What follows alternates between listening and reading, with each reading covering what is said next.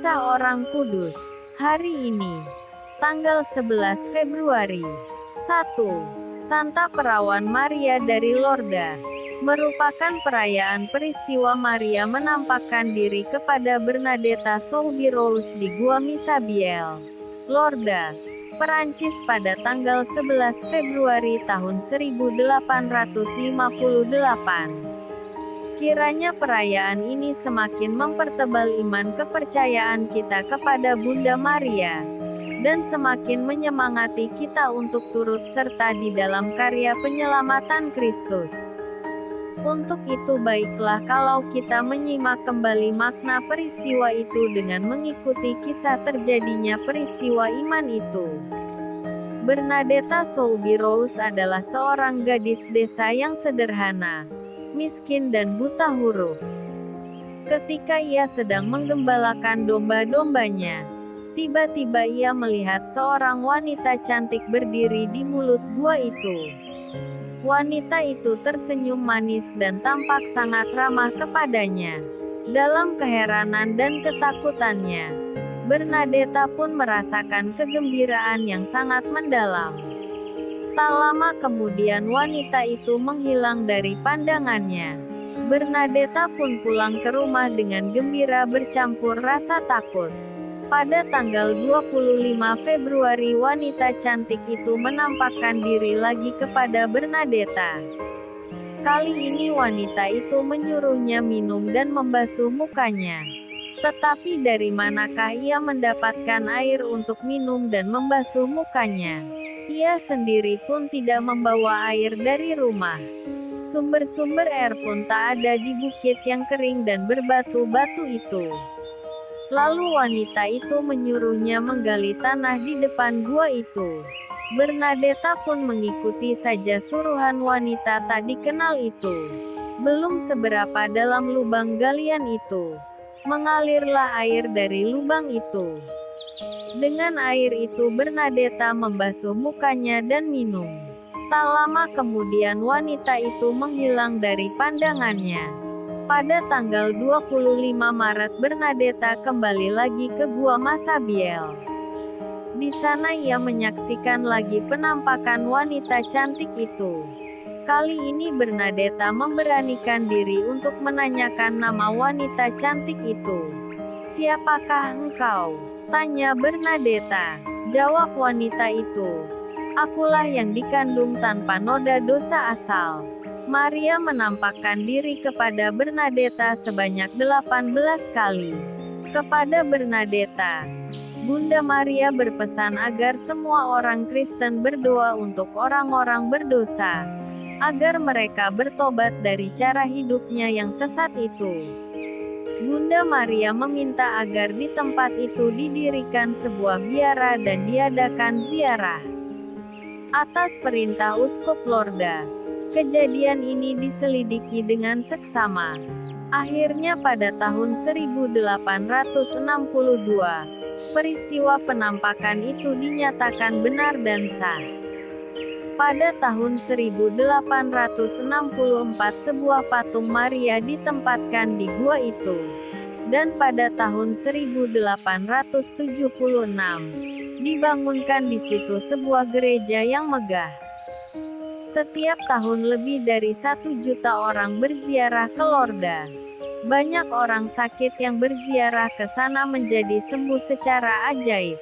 Demikian pun setiap peziarah yang mengunjungi Lorda sungguh merasakan suatu kedamaian jiwa dan kebahagiaan batin. Sebuah biro penyelidikan didirikan untuk meneliti penyembuhan-penyembuhan yang terjadi atas orang-orang sakit yang berkunjung ke sana.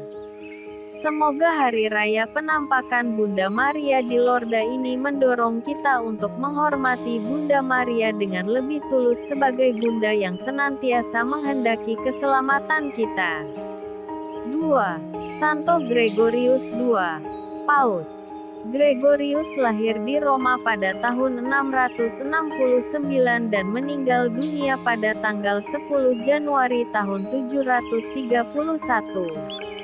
Ia dikenal sebagai seorang paus abad ke-8 yang mendukung sekaligus melawan kuasa negara. serta gigih mempertahankan hak-hak paus.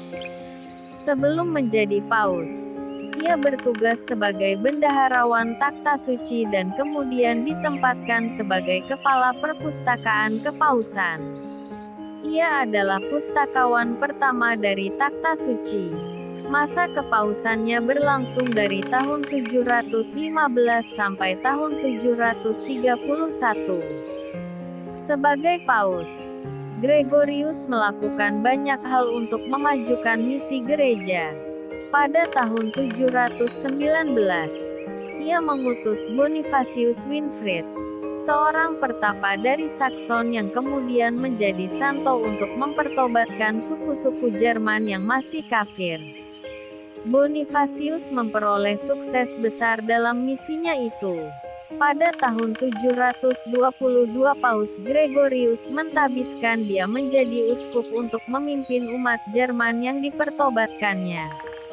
Kepadanya Gregorius memberikan sepucuk surat rekomendasi untuk diserahkan kepada Charles Martel, seorang raja berkebangsaan Prancis yang beragama Kristen dan menjadi penguasa atas suku-suku Jerman.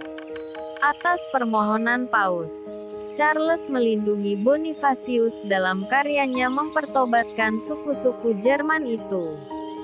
Meskipun ada banyak keberhasilan dalam kepemimpinannya sebagai paus, Gregorius pun tidak luput dari berbagai tantangan. Kekuatan kaum Lombardia bangkit lagi dan menguasai Hongaria, Austria hingga Italia Utara. Persahabatan baik antara Paus Gregorius dengan Liutprand, Raja Lombardia, tergoncang bahkan terputus ketika Liutprand memulai propagandanya untuk menguasai Italia. Nafsu kuasa Liutprand semakin menjadi ketika kaum Lombardia menguasai kota Cumae, bagian wilayah kekuasaan Adipati Napoli. Paus Gregorius tidak berdaya untuk mengusir mereka keluar dari sana. Akhirnya Yohanes dari Napoli bangkit melawan Liutprand dan berhasil menghalau kaum Lombardia dari Cumae. Kepahlawanan Yohanes dihargai Paus Gregorius dengan pujian dan pemberian berupa emas.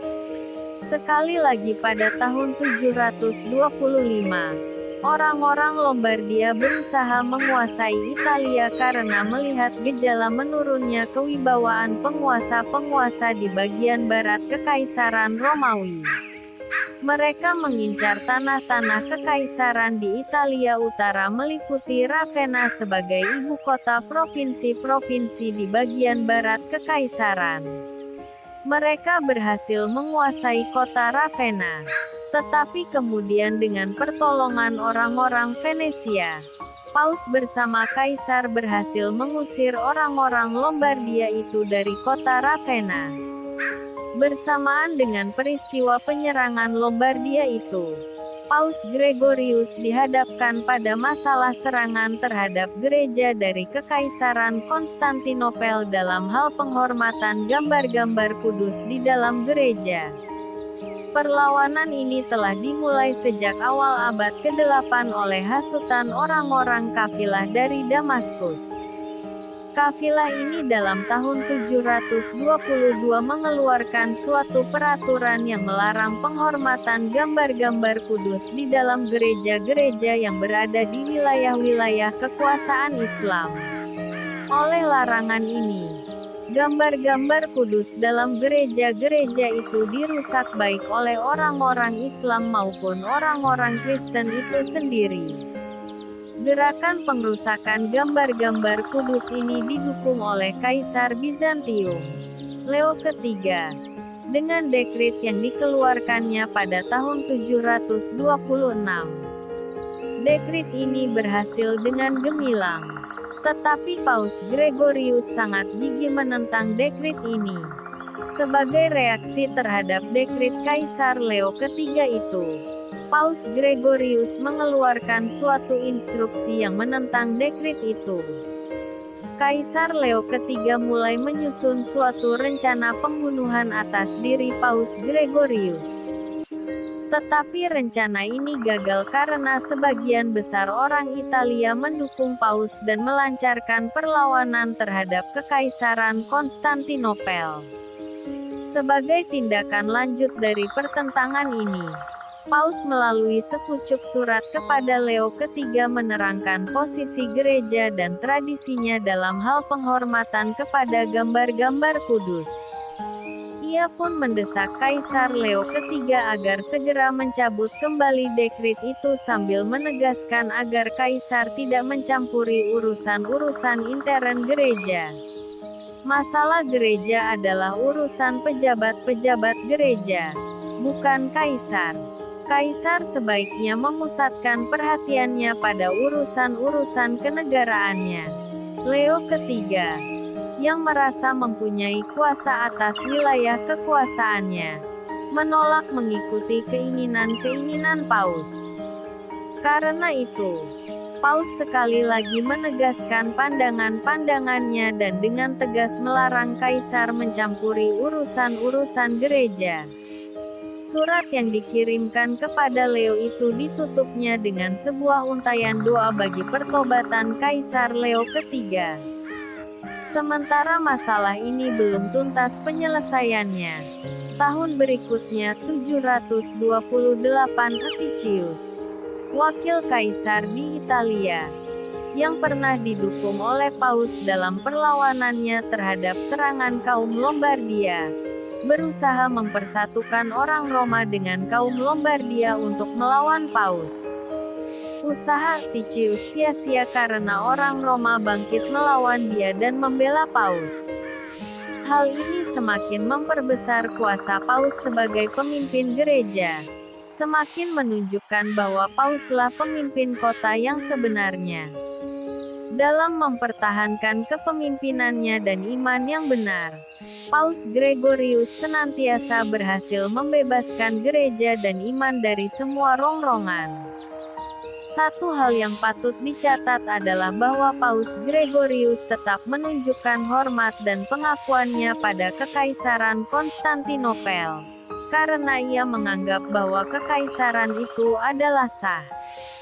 Ia melawan kaum Lombardia yang berusaha melemahkan kekaisaran. Tetapi ia juga melawan kekaisaran jika kekaisaran melawan dan melanggar hak-hak gereja. Gereja sungguh merasa kehilangan Gregorius ketika ia menutup matanya pada tanggal 10 Januari tahun 731. Gregorius telah berhasil meletakkan dasar-dasar pijak yang kokoh bagi gereja. Setelah masa kepausannya, kuasa Paus di dunia barat semakin kuat, sementara kekuasaan imperial di timur melorot dengan deras. 3. Santo Saturninus, martir. Satu sumber informasi terpercaya mengenai martir Santo Saturninus ialah suatu tulisan batu nisan, yang digoreskan oleh Sri Paus Damasus pertama tahun 366 sampai 384 di atas makam sang martir. Menurut tulisan batu nisan itu, Saturninus adalah seorang imam dari Kartago yang datang ke Roma. Ia diyakini mengalami penderitaan yang hebat pada masa penganiayaan orang-orang Kristen dikala Maximianus berkuasa dan meninggal pada tahun 309. Jenazahnya dimakamkan di pemakaman Traso di Jalan Salaria, satu jalan kuno Romawi. Di jalan itu didirikan sebuah basilik untuk menghormati dia.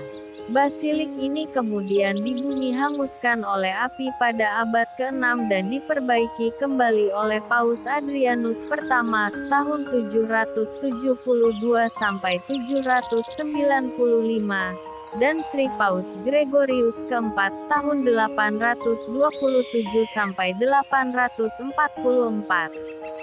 Santa Perawan Maria dari Lorda, Santo Paus Gregorius kedua dan Santo Saturninus, doakanlah kami. Kak Carla Channel.